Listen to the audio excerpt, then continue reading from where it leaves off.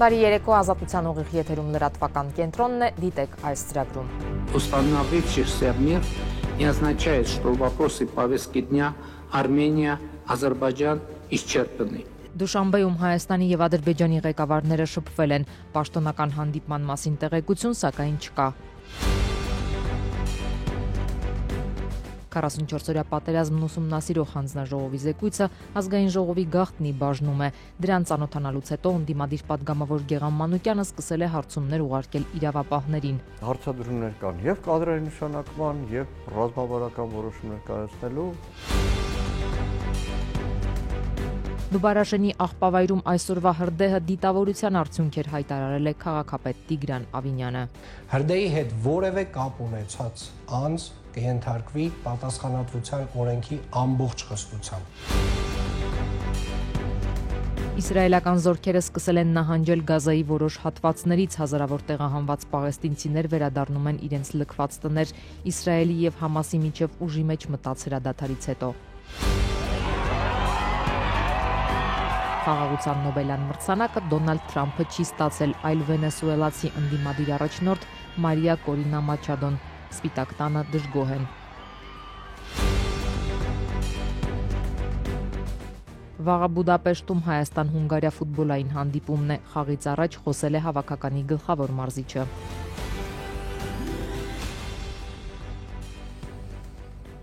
Դուշանբեում թե Հայաստանի վարչապետ Նիկոլ Փաշինյանը, թե Ադրբեջանի նախագահ Իլհամ Ալիևը այսօր մասնակցում էին ԱՊՀ երկրների ղեկավարների խորհրդի նիստին։ Փաշինյան-Ալիև առանձին հանդիպման մասին այդպես էլ չհաղորդվեց պաշտոնապես, բայց հայտնի է, որ Հայաստանի եւ Ադրբեջանի ղեկավարները Դուշանբեում շփվել են։ Այդ մասին իր խոսքում նշել է ԱՊՀ գլխավոր քարտուղարը։ Մինչ այդ Ռուսաստանի հետ տևական լարված հարաբերությունների ֆոնին Իլհամ Ալիևը հանդիպել էր Ռուսաստանի նախագահ Վլադիմիր Պուտինի հետ։ Բրյուսելից հետո Նիկոլ Փաշինյանը հեծանիվով սլացավ նաև Դուշանբեի փողոցներով, լուրջ փիլիսոփայություն դնելով իր հոբիի մեջ։ Հեծանիվով ավելի պատկերավոր ես հասկանում, որ ճանապարհը միշտ չէ, որ ուղիղ է եւ որ ցանկացած վերելքի հաջորդում է վայրեջք եւ ցանկացած վայրեջքի հաջորդում է վերելք։ Հարցային է, թե արդյոք դու ունես կամք շարունակելու առաջ գնալ։ Սաղավարտը փոխարինած փողկապ կոստյումով մի քանի ժամից Հայաստանի վարչապետը մասնակցեց ԱՊՀ երկրների ղեկավարների խորհրդի նիստին։ Մանրամասն ներկայացրեց Վաշինգտոնյան պայմանավորվածությունները, Հայաստանի եւ Ադրբեջանի միջև խաղաղությունը հաստատված փաստ համարեց, որի համար նկատեց առանցքային է դարձել ԱՊՀ հիմնադիր փաստաթուղթը 1991-ի Ալմաթայի հռչակագիրը։ Я надеюсь и убежден, что в ближайшем будущем мы подпишем и ратифицируем и это соглашение тоже. Չնայած նախապայմաններից Բաքուն չի հրաժարվում, հույս հայտնեց, որ մոտ ապագայում կստորագրվի եւ կվավերացվի նաեւ Սպիտակ տանը նախաստորագրված հայ-ադրբեջանական խաղաղության համաձայնագիրը։ Установившийся мир не означает, что вопросы повестки дня Армения, Азербайджан исчерпаны. Հաստատված խաղաղությունը չի նշանակում, որ Հայաստան-Ադրբեջան օրակարգի հարցերը սպառվել են։ Մենք դեռևս պետք է հաստատենք փոխադարձ առևտրային, տնտեսական, քաղաքական, մշակութային կապեր, լուծենք հումանիտար խնդիրները եւ սա հեշտ գործ չէ, հաշվի առնելով երկարամյա թշնամանքի պատմությունը։ Սակայն հաստատված խաղաղությունը մեզ վստահություն է տալիս, որ այս հարցերն աստիճանաբար կլուծվեն։ Դուշանբեում Փաշինյան-Ալիև առանձին շփման մասին միայն ԱՊՀ գլխավոր քարտուղար Սերգեյ Լեբեդևն է հաղորդել։ Երևանն ու Բաքուն պաշտոնապես չեն հայտնել, այդ ինչ քննարկում է ծավալվել եւ որ հարցերի շուրջ։ ԱՊՀ գլխավոր քարտուղարի խոսքով Նիկոլ Փաշինյանն ու Իլհամ Ալիևը ջերմ զրույց են ունեցել, քննարկել ոչ թե վիճելի հարցեր, այլ թե ինչպես առաջ շարժվել Հարավային Կովկասում խաղաղության եւ անվտանգության ամրապնդման ուղղությամբ։ Չնայած Երևանի դժգոհություններին ադրբեջանցի պաշտոնյաները նախագահ Ալիևի գլխավորությամբ շարունակում են Զանգեզուրի միջանցք ձևակերպումն օգտագործել։ Երևանի որդեգրած դիրքորոշումից հետո թե ադրբեջանցիները ոչ թե Հայաստանի տարածքը նկատի ունեն, այլ իրենց երկրով անցնող անցնող կապուղին հայտնի չէ, հարցը եւս մեկ անգամ արծարծվել է, թե ոչ։ Երեկ Փաշինյանը Դուշանբե մեկնեց ԱՊՀ մյուս լիդերներից ավելի ուշ, Բրյուսելից, որտեղ մասնակցում էր համաշխարհային դարպասներ միջազգային համաժողովին։ Բայց դատելով սոցցանցերում տարածված տեսանյութերից, Հայաստանի վարչապետին գործընկերները քննարկել են թե նրա ներկայությամբ, թե բացակայությամբ։ Ոչ պաշտոնական մթնոլորտ է այգում։ Միջպետական հարաբերություններում ամիսների լարվածությունից հետո հանդիպած Ալիևն ու Պուտինը գրկախառնվում են։ Տաջիկստանի ղեկավարը 7 տարի առաջվա դեպքեր է հիշեցնում Ադրբեջանի նախագահին, որ առաջին անգամ Փաշինյանին հենց այնտեղ է հանդիպել։ Հայաստանի վարչապետն այդ պահին դեռ չէր միացել ԱՊՀ ղեկավարներին։ Թերևս խոսքը 2018-ի սեպտեմբերի վերջին Դուշանբեի հավաքի մասին է, այդ ժամանակ Ռոսիա մեկն էր ֆիքսել, որ Փաշինյանն ու Ալիևը նույն վերելակից են դուրս գալիս։ Սա Հայաստանում ներքաղաքական կրքեր բորբոքեց, վերելակային դավադրությունը Փաշինյանը հերքում էր։ Փաշինյանը первый раз встречался здесь. День рождения? Да. Как же было, да? Արդեն Փաշինյանի մասնակցությամբ այսօր տարածված տեսանյութում Ալիևին է դիմում Բելարուսի նախագահ Լուկաշենկոն, թե Իլհամ Գեյդարովիչ, իսկ դուք անհանգստանում էիք, որ չի գա, ես ձեզ ասում էի Նիկոլ Վովաևիչն առանց մեզ չի կարող։ Իլհամ Գեյդարովիչ, а вы говорите, не приедет, переживали вчера. Я же говорил, что Никол Воваевич без нас никуда. Как не приедет? Куда не приедет? Հաջորդ կադրում արդեն Ալիևն ու Փաշինյանը կողքի են Բելարուսի նախագահի ոչ պաշտոնական Պուլ Պերվոգո ալիքի տարածած տեսանյութում, սակայն Փաշինյանի հարցի պատասխանը, թե ինչպես ուժ չէի գա, չի հնչում։ Լրագրողների աչքից չվիրիպեց եւս մեկ դրվագ։ Այս անգամ Փաշինյանն ու Պուտինն անհամաձայնություն ունեին հայ-ռուսական առևտրաշրջանառության ծավալի շուրջ։ 4 миллиарда. Нет, больше. В этом году. Да. В прошлом году было примерно 9 миллиардов. Больше. В прошлом году было больше. И в этом году будет больше. Փաշինյանն ասում էր այս տարի 4 միլիարդ էր։ Պուտինն ավելին գիտեր, իսկ ըստ Հայաստանի պաշտոնական վիճակագրության առաջին 8 ամիսների առևտրաշրջանառությունը Ռուսաստանի հետ 4.5 միլիարդ է եղել։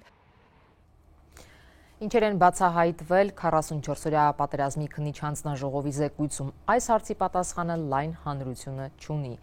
Զեկույցը այդպես էլ չմտավ խորհրդարանի լիագումար նիստերի օրակարգ։ Ազգային ժողովի նախագահը պատճառաբանելով, որ զեկույցը ներկայացնելու ժամկետներն անցել են, որոշեց այն ուղարկել գաղտնի բաժին, որի բովանդակությանը ծանոթանալու հնարավորություն ունեն քչերը։ Ընդդիմադիր պատգամավոր Գեղամ Մանուկյանն այդ պատգամավորներից մեկն է, գաղտնիության ռեժիմը հաշվի առնելով նա էլ շատ մանրամասներ այսօր չի հայտնել, նշելով միայն, որ բացառապես իշխող կուսակցության պատգամավորներից կազմված հանձնաժողովին անգամ Փաշինյանի կառավարության գործողությունները արդարացնել չի հաջողվել։ Հայտի խոսք ասում, հանցագործության բացահայտման մեջ ամենակարևորը ինքդ քո հետքի վրա չելնելն է։ Այս նախադասությունը հատուկ եմ օգտագործում։ 44-օրյա պատերազմի քննիչ հանձնաժողովի զեկույցին խորհրդարանի գաղտնի բաժնում առաջինը ծանոթացած ընդդիմադիր պատգամավոր Գեղամ Մանուկյանը այսպես է բնութագրում 215 էջից բաղկացած փաստաթուղթը։ Ի վերջո զեկույցում տրվել են գլխավոր հարցերի պատասխանները, որն էր 2020-ի պատերազմի պարտության պատճառը եւ ով էր գլխավոր պատասխանատուն։ Արդյոք գնահատականներ տրվել են պատերազմի ժամանակ Գերագույն հրամանատար վարչապետ Փաշինյանի գործողություններին։ Փաստաթղթի գաղտնիության ռեժիմը հաշվի առնելով խորհրդարանի Պաշտպանության հանձնաժողովի ընդդիմադիր պատգամավորը փակագծեր չի բացում, բայց նշում է, որ զեկույցին ծանոթանալուց հետո սկսել է իրավապահներին հարցումներ ուղարկել։ Գլխավոր դատախազ 3-2 հատ ուղարկել եմ։ Քննչական կոմիտե 3-2 հատ ուղարկել եմ։ Այսօր ուղարկելու եմ ազգային անվտանգության ծառայություն խիստ կարևոր 2 հաստատման հետ կապված, որը կարող է ատոմային ռումբի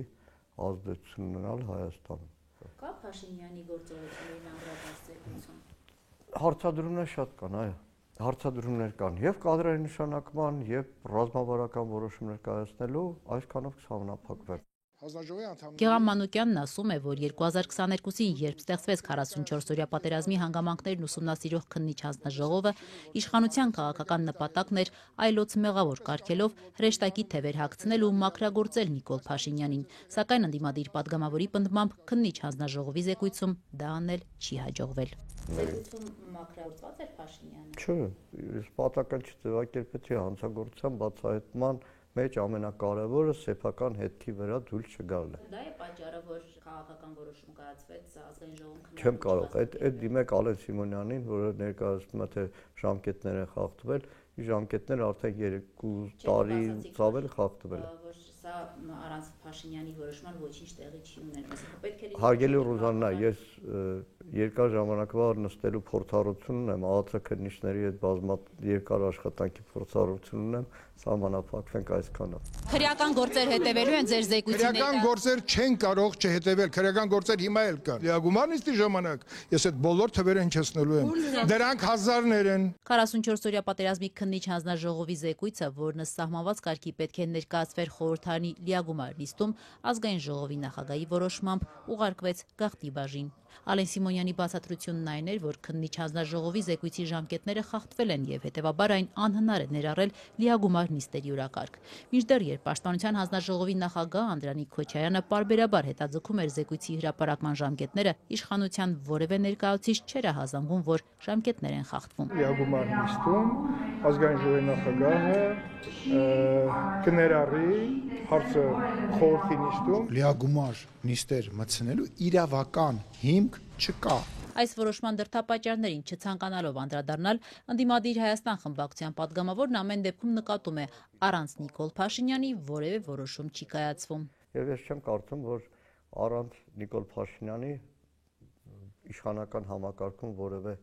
ճանճ տզա։ Իդեպ քննիչ հանձնաժողովի զեկույցին ծանոթանալիս Գեգամ Մանուկյանն արձանագրել է, որ փաստաթղթի տակ ստորագրել են հանձնաժողովի իշխանական ոչ բոլոր падգամավորները։ Զեկույցի տակ դրված է ընդամենը 4 падգամավորի՝ հանձնաժողովի նախագահ Անդրանիկ Քոչարյանի, նրա տեղակալ Արմեն Խաչատրյանի, Վահագն Ալեքսանյանի ու Գագիկ Մելքոնյանի ստորագրությունները։ Ինչու քննիչ հանձնաժողովի իշխանական մյուս падգամավորները Քրիստինե Պողոսյանը, Հայկ Սարգսյանը չեն ստորագրել զեկույցը։ Падգամավորներից մեկնաբանություն ստանալ այսօր չհաջողվեց, նրանք անպատասխան թողեցին մեր զանգերը։ Քրիստինե Պողոսյանը օրերս Ժողովուրդ օրաթերթին ասել էր, թե իրեն առաջարկել են զեկույցի տակ ստորագրել առանց բովանդակությանը ծանոթանալու։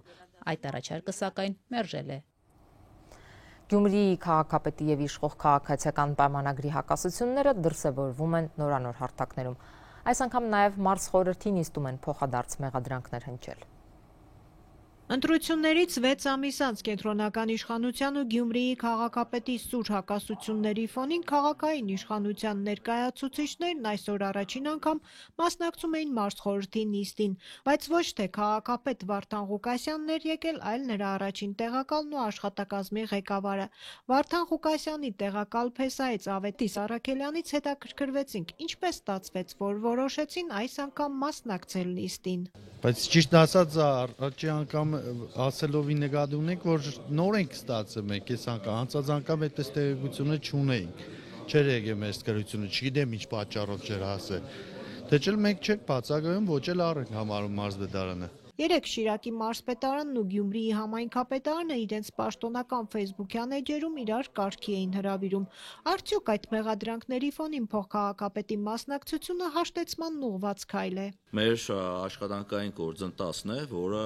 որևէ լարվածության հետ լարվածության նայենք, այլ աշխատանքները պետք է չկատարենք։ Երեք մարզպետարանը բավականին կոշտ հայտարարությամբ Գյումրիի քաղաքապետարանին հորդորել էր համայնքապետարանի կայքն ու սոցիալական էջերը ոչ թե անձնական ու կուսակցական շահերին ծառայեցնել, այլ կառավարության որոշմամբ սահմանված կարգով տեղեկատվություն տրամադրել համայնքի արած-չարածից։ Գյումրու քաղաքապետարանի պաշտոնական էջ ֆեյսբուքյան էջն օգտագործում է որպես անձնական հարաբերությունների պարզաբանման ու քաղաքական գրագրությունների հարթակ, ինչն ինքնին անհարգալից վերաբերմունք է գյումրեցիների նկատմամբ, ովքեր ակնկալում են համայնքապետարանի էջում տեսնել արված աշխատանքի մասին տեղեկատվություն։ Շիրակի մարզպետ Դավիթ Արուշանյանն ասում է, մարզպետարանը վերահսկողության լիազորություն ունի կառավարության որոշմամբ է սահմանված, թե ինչ բովանդակություն պետք է ունենա համայնքապետարանի կայքերը, բայց Գյումրիի համայնքապետարանը որոշել է փոխել խաղի կանոնները։ Արդյոք գյումրեցիները ուզում են իրենց քաղաքապետարանի էջում տեսնել անձնական նամակագրություններ կամ այլ քաղաքական ուժերի երկրի ղեկավարին վիրավորող արտահայտություններով պաստառներ կամ հայտարարություններ։ Վստահ եմ չեն ուզում։ Ճուշացավ նաև քաղաքապետարանի պատասխանը։ Շիրակի մարզպետի աշխատակազմը, որը վերածվել է կուսակցական Օթևանի իշխող ուժի ներկայացուցիչների համար, թող զբաղվի իր ուղիղ պարտականություններով եւ չփորձի հիմա էլ տեղեկատվական ստրկատեր դառնալ։ Մարզպետ Դավիթ Արուշանյանն ասաց, իր համար ակնհայտ է, թե ում ձեռագիրն է, ինքը չի պատրաստվում պատասխանել քաղաքապետարանի հանրային կապերի պատասխանատուին։ Ցավում եմ, որ Գյումրու քաղաքապետարանի էջը դարձել է Լիլիթ Աղեգյանի բլոգը եւ պատասխանի այդ մասով ես գիտեք, որ Լիլիթ Աղեգյանին չեմ պատասխանում, ուղղակի տեղին կագաշներ եմ ուղարկում ամեն անգամ իր գրառումներին։ Վարդան Ղուկասյանի ու իշխանության հակասությունները վերջերս առավել սրվեցին, երբ Գյումրիի ընդդիմադիր քաղաքապետը դարձյալ պնդեց, թե Հայաստանը տեսնում է Ռուսաստանի հետ դաշինքում։ Վարչապետը հաջորդիվ հայտարարեց, թե Հայաստանի ինքնիշխանության դեմ հանդես եկողները պետք է դուրս շպրտվեն հանրային ու քաղաքական դաշտից։ Սա Ղուկասյանը քաղաքական հետապնդում է համարում ու բացատրություններ պահանջում Նիկոլ Փաշինյանից, պնդելով, թե հանրային դաշտից դուրս շպրտելը ֆիզիկական գոյության սպառնալիք է նշանակում, անգամ դիմել է Հայաստանում հավատարմագրված դեսպաններին։ Արուշանյանը թեև ընդունում է օտարերկրյա դեսպաններին դիմելու իրավունքը Ղուկասյանինն է, բայց չի հասկանում, թե ինչու։ Ինչի համար ենք դիմում, ինչ ռեպրեսիաներ կան քաղաքապետի հանդեպ, ես չեմ տեսել։ Եկեք ժամանակը մեկ չմ հետ տանենք։ Եկեք ռեպրեսիաները հիշենք այն ժամանակներ, երբ որ հաջորդ ընտրություններում Վարդան Ղուկասյանին թույլ չտվեցին մասնակցել ընտրությունում։ Այդ մասին ես չեմ ասում, այդ մասին պարոն Ղուկասյանն է ասում։ Քրեական գործով մեղադրյալ Ղուկասյանը պարբերաբար հայտարարում է, որ իր համար ակնհայտ է իշխանությունների իրեն պաշտոնանկ անելու սցենարը։ Մինչև 26 թվականի ընտրությունները իրեն կալանավորելու են փոխքաղաքապետ Փեսային պաշտոնանկ անելու ու ավագան ու այլ անդամների իրենց կողմը ներգրավելով իշխանությունը վերցնելու են Գյումրիում։ Արդյոք հենց այս սցենարով են փորձելու Գյումրիում իշխանությունը վերցնել։ Հետաքրքրվեցինք Շիրակի ՔՊԱ-ական մարզպետից։ Հիմի որևիցե սցենար չկա, պարոն Ղուկասյանը ինչի մասին է խոսում, չեմ կարող ասել, գուցե ինքը ինֆորմացիաներ ունի, մենք նման սցենար չունենք, մենք նման ծրագրով չենք առաջնորդվում։ Հոկտեմբերի 25-ին կոռուպցիայի կանխարգելման հանձնաժողովը կհրապարակի միանգամից 2 եզրակացություն։ Արդյոք Գյումրիի քաղաքապետի Փեսային տեղակալ նշանակելու որոշման մեջ շահերի բախում կա, իսկ Փեսան էլ արդյոք խախտել է հանրային ծառայության մասին օրենքը ու աներոջ ենթակա նշանակվել։ Ավետիս Արաքելյանը ստացել է հանձնաժողովի գրությունը։ Իրավաբանները զբաղվում են։ Ոչ մի խնդիր չեմ տեսնում այդտեղ։ Ոչ, մենք մնալու ենք, երկար ենք մնալու։ Վարդան Ղուկասյանն ըստ ամենայնի առաջիկա օրերին նաև քրեական ոստիկանության գլխավոր վարչություն կհրավիրվի, քանի որ ուսումնասիրվում է նրա քաղբայմանագրի կողմից ընտրակաշառք բաժանելու մասին հայտարարությունը։ Գիշերը դարձյալ հրդեհ էր բռնկվել Նուբարաշենի աղբավայրում, որ հատկապես թեժ այրվում էր նաև օգոստոսին։ Քաղաքապետ Տիգրան Ավինյանը երեկոյան հայտարարեց, որ հրդեհը մարվել է ու նաև շատ ուշագրավ հայտարարություն արեց, որ այն պատահականության արդյունք չէր, այլ դիտավորության եւ որ այդ փաստով ինքը դիմել է ազգային անվտանգության ծառայությանն ու ներքին գործերի նախարարին։ Թե որն է այս պնդման հիմքը, Տիգրանի Ավինյանը իր ուղիղ եթերում չի բացահայտել։ Ներքին գործերի նախարարությունից դեռ չի հաջողվել պարզել արդյոք աղբավայրում հրդեհի առնչությամբ ձերբակալված անձ կամ անձինք կան։ Ուզում եմ շատ հստակ արձանագրել։ Այս դեպքը պատահական չէր, այլ դիտավորություն։ Արդեն խոսել եմ ազգային անվտանգության ծառայության տնօրենի եւ ներքին գործերի նախարարի հետ։ Հրդեհի հետ որևէ կապ ունեցած անձ կենթարկվի պատասխանատվության օրենքի ամբողջ խստությամբ։ Եվ ես երաշխավորում եմ, այս դեպքը չի կարող մնալ անպատասխան։ Միաժամանակ խստացվել է աղբավայրի տարածք մուտքի եւ ելքի ռեժիմները։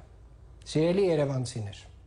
մենք արդեն մշակել ենք կենցաղային թափոնների վերամշակման գործարանի մրցույթի փաթեթը եւ այս տարի հայտարարվելու է այդ մրցույթի առաջին փուլը։ Սա է այն համակարգային լուծումը, որը մեկընդմիշտ փակելու է Նուբարաշենի աղբավայրի էջը։ Նուբարաշենի աղբավայրը որևէ միջազգային չափանիշի չի համապատասխանում, աղբը չի տեսակավորվում, բաց աղբավայրն անգամ ցանկապատված չէ։ Երևանի քաղաքապետարանում ընդունում են այն, վտանգում է երևանցիների առողջությունը եւ պարբերաբար խոստանում են լուծել այս հարցը։ Այսօր Տիգրան Ավինյանը նշել է, որ քաղաքապետարանում մշակել են կենցաղային թափոնների վերամշակման գործարանի մրցույթի փաթեթը եւ այս տարվա ընթացքում առաջին փուլի մասին են հայտարարելու։ Քաղաքապետը սակայն առաջին անգամ չի, որ խոստանում է կոնսերվացնել Երևանի կենտրոնից ընդամենը մի քանի կիլոմետր հեռավորության վրա գտնվող աղբավայրը։ Աղբանոցի շինարարությունը սկսելու համաձայնագրի ստորագրման ժամկետներն առնվազն 3 անգամ հետաձգվել են։ Եթերում Ազատության լրատվական կենտրոնն է, մեր լուրերին կարող եք հետևել նաև Ազատության տելեգրամի անալիքում, իսկ այս ծրագրի երկրորդ մասում առաջարկում ենք։ Իսրայելական զորքերը սկսել են նահանջել Գազայի որոշ հատվածներից, հազարավոր տեղահանված պաղեստինցիներ վերադառնում են իրենց լքված տներ Իսրայելի եւ Համասի միջև ուժի մեջ մտած հրադադարից հետո։ Խաղաղության Նոբելյան մրցանակը Դոնալդ Թրամփը չի ստացել, այլ վենեսուելացի ընդդիմադիր առաջնորդ Մարիա Կորինա Մաչադոն, Սպիտակ տանը դժգոհ են։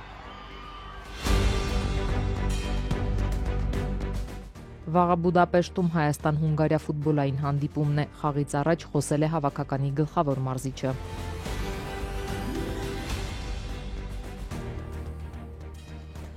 Ինքնահռչակ Դոնեցկի դատարանի վճռի հիման վրա Հայաստանում կալանավորել են Վրաստանի ևս մեկ քաղաքացու։ Ներքին գործերի նախարարությունից հայտնում են, որ Վանո Սաբաշվիլին իրավապահները հենց վրաց հայկական սահմանը հատելիս են ձերբակալել։ 36-ամյա տղամարդը 2023-ից հետախուզվում էր Ռուսաստանի Դաշնության կողմից, նրան ինքնահռչակ պետության դատարանը տարիներ առաջ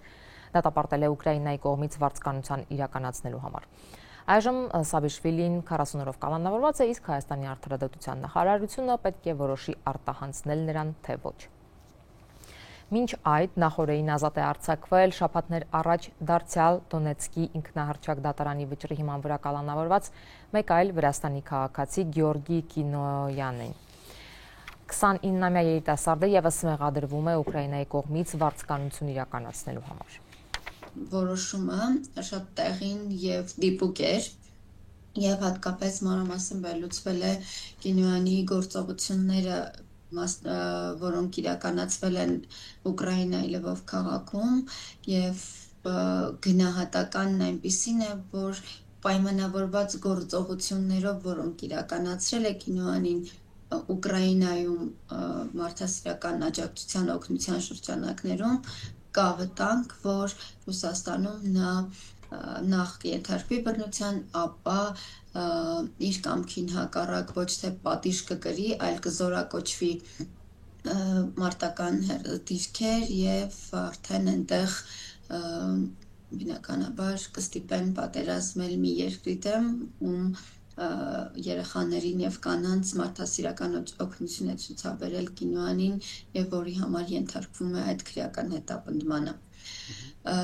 Ճիշտ է, դեռևս Հայաստանի Հանրապետությունը չի լուծել այն հարցը եւ այդպես էլ բաց մնաց այն հարցը, թե Դոնեցկի այդ ժողովրդական հանրապետություն ինքնահռչակ միավորման դատական ակտի շրջանակներում է հետապնդումը եւ այլն, սակայն մարդու իրավունքների տեսանկյունից եւ հիմնարավունքի հարգման սկզբունքի ապահովման տեսանկյունից չափազանց կարեւոր համարձակ եւ տեղին ժամանակին որոշում էր։ 2 տարի առաջ Ուկրաինա պատերազմի մեկնած Սանկտ Պետերբուրգի բնակիչ Հայաստանի քաղաքացի Հարություն Եղոյանի ճակատագիրը անհայտ է։ Նրա կնոջը եւ մահվան մասին փաստաթուղթ են տվել եւ անհայտ կորած լինելու։ Ինձ ուղարկում են մի մորգից մյուսը, որպեսզի այդ դագաղը տեղափոխենք եւ այնտեղ վերցնեն անալիզ անեն։ Գնում ենք, բացում են այդ դագաղը դատարկ էր, այնտեղ մի փուր հող էր եւ նոր զգեստ վայնասլուժշու։ Ես ասում եմ, այսպիսի ձեր առնեք, էս ինչ բան է։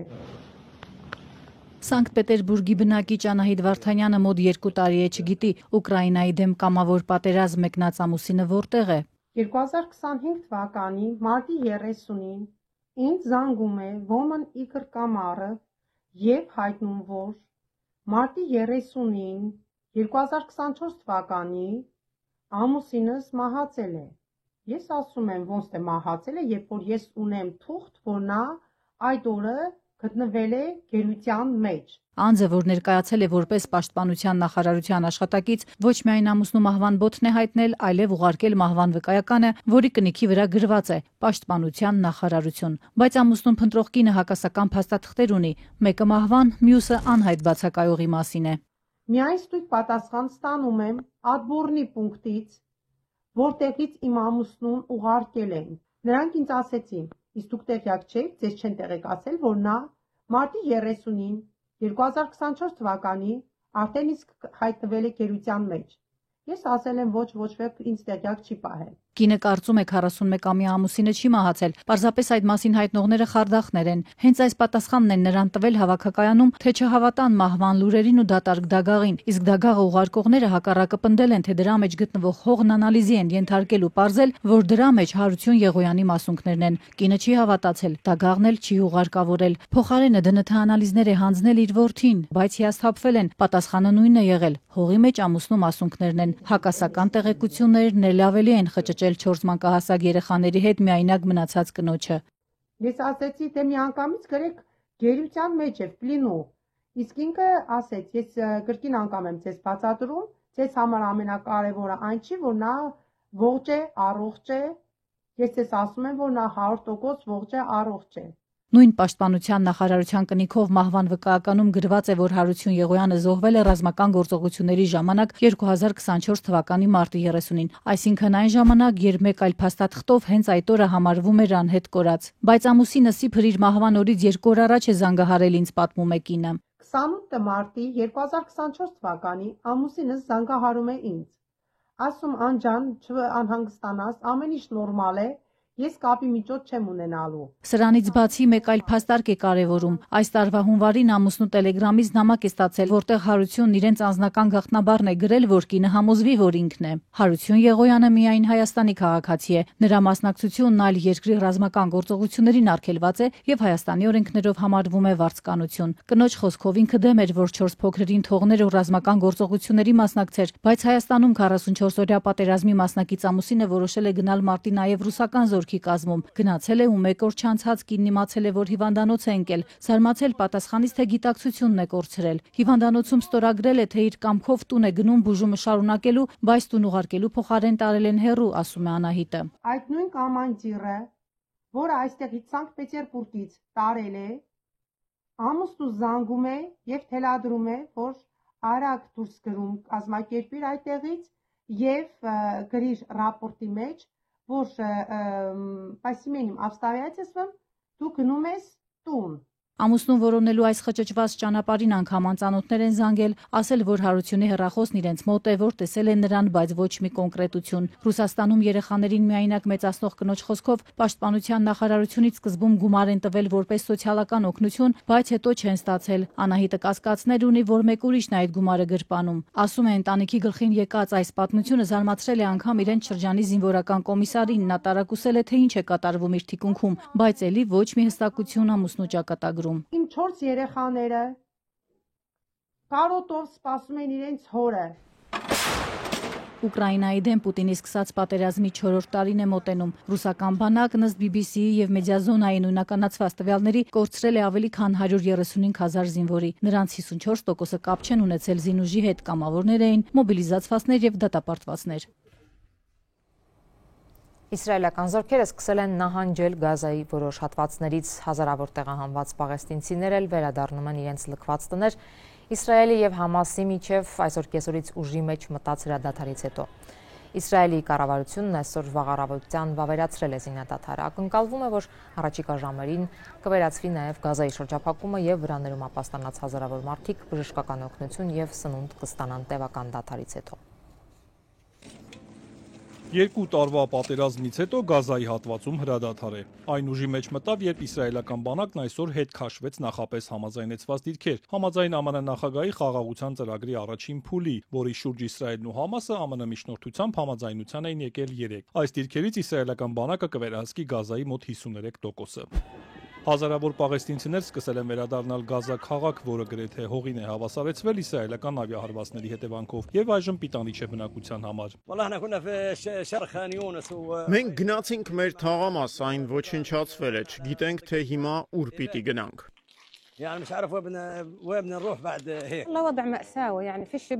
Այստեղ իրավիճակը ողբերգական է, տներ, փողոցներ չկան, մեքենաները չեն կարողանում մտնել տարածք։ Ոտքով գնացինք եւ ոտքով վերադարձանք, կյանք ընդհանրապես չկա, այստեղ ամեն ինչ ավերակ է։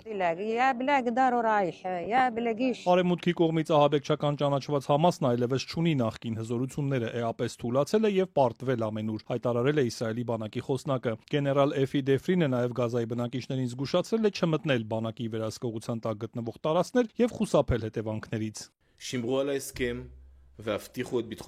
Իսրայելի պաշտպանության բանակի զինվորները կգործեն իրենց անվտանգությանը սպառնացող ցանկացած սպառնալիք վերացնելու համար։ Հարգեք համաձայնագիրը եւ ապահովեք ձեր անվտանգությունը։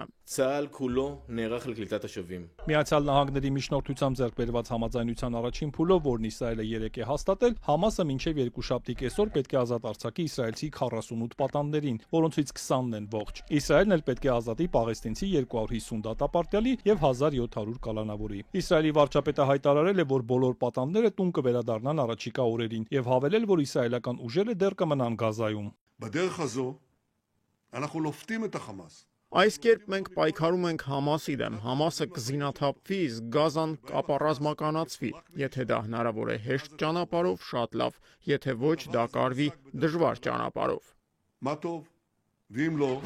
Խաղաղության ծրագրի այս փուլում նաև պետք է վերականգնվի մարդասիրական օգնության մատակարարումը Գազայի ավելի քան 2 միլիոն բնակչությանը, որի մեծ մասը տեղահանվել է պատերազմի հետևանքով։ ՄԱԿ-ի գլխավոր քարտուղարի տեղակալն ասել է, որ ծրագրում են հրադադարի առաջին 60 օրվա ընթացքում ավելացնել մարդասիրական օգնության մատակարարումը Գազա, որտեղ արդեն մի քանի ամիս սով է։ Թոմ Ֆլեչերը նշել է, ամեն օր կավելացնեն օգնություն տանող բեռնատարների քանակը, այն հասցնելով հարյուրների։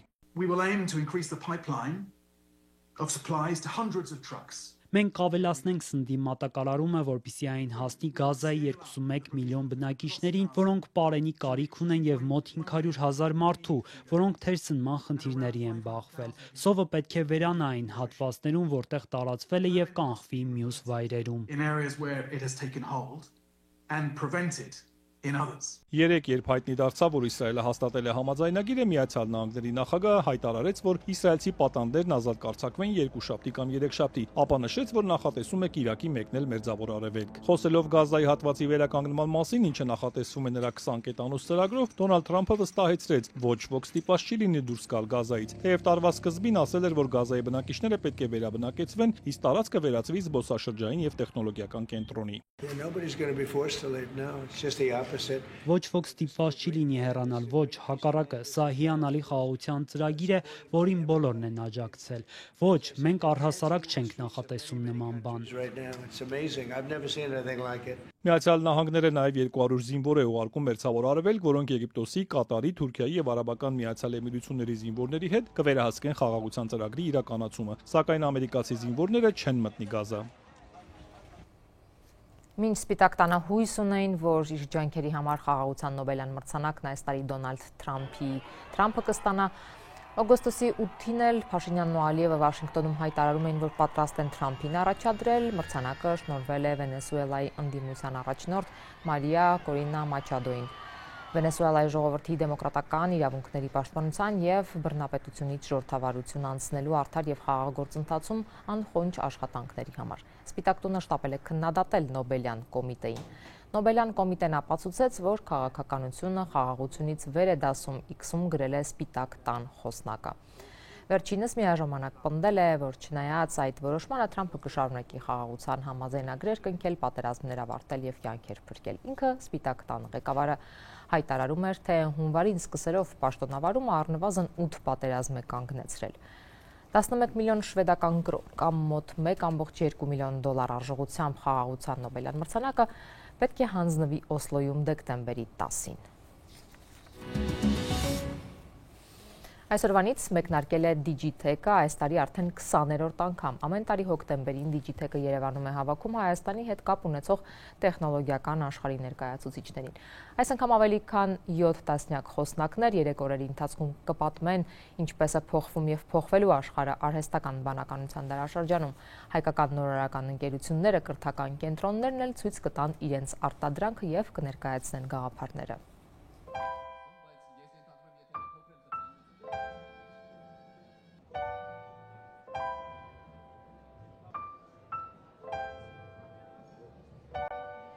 Նախկին սովետական երկրներից մենք առաջատար դիրքերում ենք գտնվում Հայաստանը, նմանապես նայենք բնակչության տոկոսը, բնակչության քանակը եւ տոկոսը ընկերությունների, որ ստեղծում են Հայաստանում,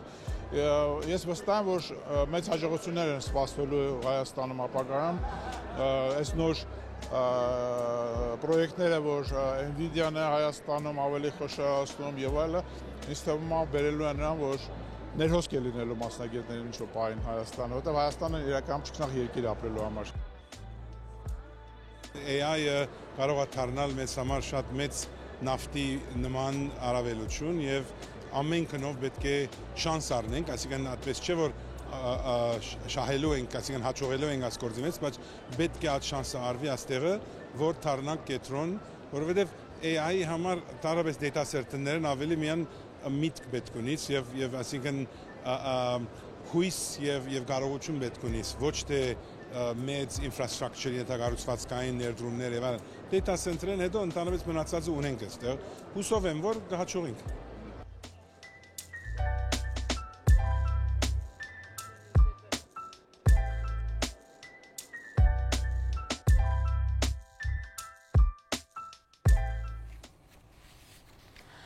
Վաղը Բուդապեշտում Հայաստանի ֆուտբոլի ազգային հավաքականը Մունդիալ 2026-ի որակավորման փուլի F խմբի 3-րդ տուրում կմրցի Հունգարիայի հավաքականի հետ։ Խաղից առաջ այսօր ասուլիսով են հանդես եկել Հայաստանի ազգային հավաքականի գլխավոր մարզիչ Եղիշե Մելիքյանը եւ կիսապաշտպան Վահան Բիչախչյանը։ Ասեմ, որ Պորտուգալիայից հետո Իռլանդիայից առաջ եւ հիմա ոչ մի տարբերություն չկա, մենք ունենք մեկ նպատակ լավ արդյունքի հասնելու ու դրա համար ամեն ինչ անելու մեր նպատակը տրամադրվածությունը ու հոգեբանությունը այնպես է շատ հեռու չենք ուզում նայել մենք նայում ենք դեմի խաղը եւ ուզում ենք արդյունքի հասնել ինչ վերաբերում է իրենց լիդերին իրենց կապիտանին այո ուսումնասիրել ենք շատ լավ ֆուտբոլիստ է համոզված եմ որ Պրոբլեմներ մեծ կստեղծի ոչ թե միայն ինքը, այլ իրենց թիմը, որովհետև մենք գործ ունենք լավ թիմի դեմ եւ հասկանում եմ, որ սա տնային խաղ չէ, դա նշանակում է, որ ճնշում լինելու է, պրոբլեմներ լինելու են, բայց մենք լավ թիմ ենք, մենք կարևորը հավատք ունենք, վիրվածություն ունենք եւ վաղը կպայքարենք։ Միանշանակ ուսումնասիրել ենք, շատ լավ ենք ուսումնասիրել Հունգարիայի հավաքականին, իսկ ինչ մնում է հակառակորդի ֆուտբոլիստներ խաղալու համար կարող եմ ասել, որ կոնկրետ այս խաղերում եւ այս խաղում եւ մյուս խաղում ավելի շատ կենտրոնանալու ենք հենց մեր խաղի վրա։ Ունենք մեր պլանը եւ հույսով եմ, որ կկարողանանք լիովին օգտագործել վաղը։ Կներդնենք մեր բոլոր ուժերը խաղադաշտում ու վստահ եմ, որ կարողանանք խաղալ այն խաղը, որը մենք ենք ուզում վաղը, հաստատ պրոբլեմներ կստեղծենք հակառակորդի համար։ Այսքանն էինք նախատեսել այսօրվա համար նորություններին, հետևեք ազատություն.am կայքեջում եւ սոցիալական մեդիայի մեր էջերում, իսկ լրատվական թողարկումները եթերում կլինեն վաղ ժամը 16-ից։ Հաջողություն։